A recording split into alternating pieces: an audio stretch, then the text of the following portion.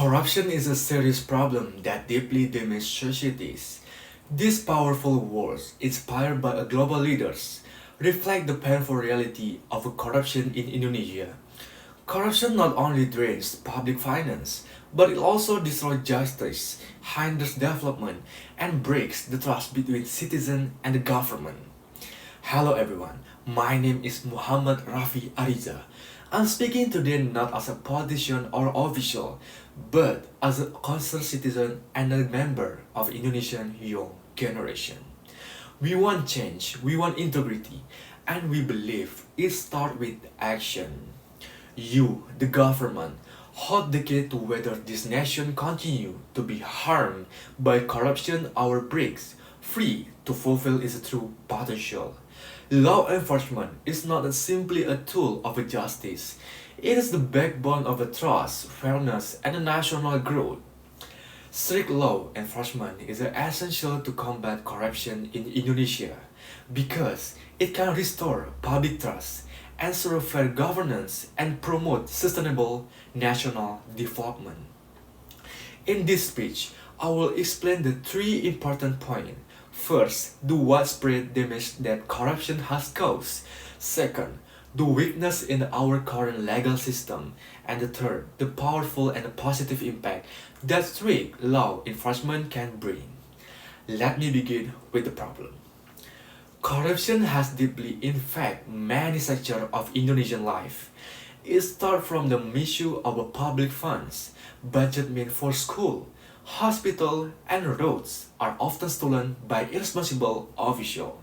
The result, our children study in the broken classrooms, our people wait hours for poor health service, our infrastructure crumble while the contractor get rich. Even more dangerous is the loss of public trust. When a people see corrupt official walking free or getting like sentence, they begin to believe that the law serves only the powerful. Citizens grow cynical. They stop reporting crimes. They stop believing in a democracy. Corruption also kills economic growth. Foreign investors are scared away by a complex, unclear legal procedure and hidden costs from bribery. This stop job creation and depends inequality. And finally, corruption poisons democracy itself when our policies are shaped by bribery, not by the people needs. Our democracy become a lie. Corruption silence honest voice and honest leaders get pushed aside. Not only that, corruption harms the moral of honest public servants. When integrity is not rewarded and the wrongdoing goes unpunished, dedicated individual lose their motivation. It sends the message that doing the right thing no longer matters. Moreover, corruption widens social inequality. While the wealthy and the powerful enjoy privilege, the poor are left behind. They face more barriers to healthcare, education, and justice. This fuels social unrest and a growing sense of injustice. In many cases, corruption even costs lives. When public projects are poorly built or fake medicine are allowed into hospitals because of bribes, real people suffer and die. That is how serious this issue is. Corruption kills not just dreams, but people now. Let's talk about the solution. To fight corruption, we must enforce the law without fear of favor.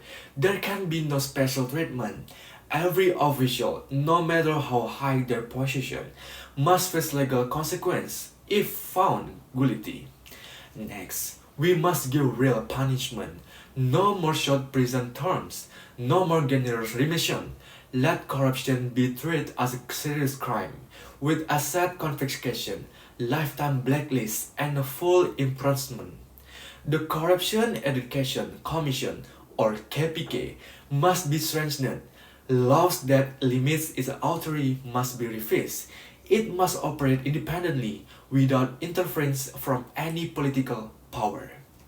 We must also bring the technology into governance. Digital budgeting, transparent online procurement system, and real-time audit tools reduce the chance for money to be stolen. Countries like Estonia and South Korea have proven this. And lastly, protect whistleblowers. People who dare to speak out against corruption must be defended, not punished. We must also support journalists and civil society organizations who uncover corruption. Beyond institution, we must also focus on education. Anti-corruption value must be taught from an early age, not just in the textbook, but through role models and real-world action. Honestly, must be practiced, not just preached.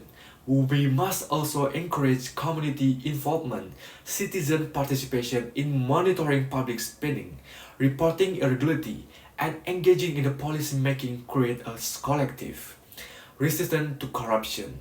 A vigilant public is the best ally to the fight for accountability. Furthermore, transparency must be embedded into every layer of government. Officials should be required to publicly declare asset. Procurement process should be open to audit, and all government projects must involve community oversight. The media also must be protected and empowered. A free press is one of the strongest weapons against corruption.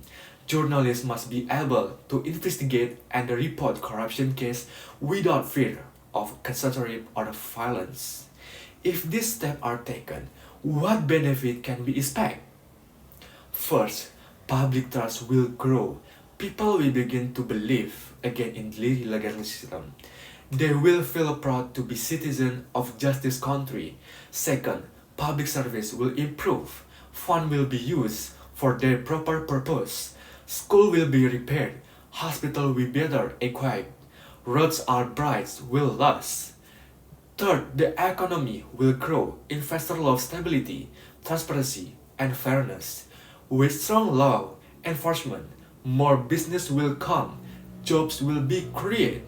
Fourth, politics will improve. Leader will be chosen based on ability, not bribery.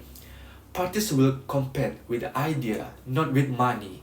And finally, the spirit of our nation will rise. Fighting corruption is not just about rules, it's about identity, it's about dignity, it's about telling the world that Indonesia chooses justice.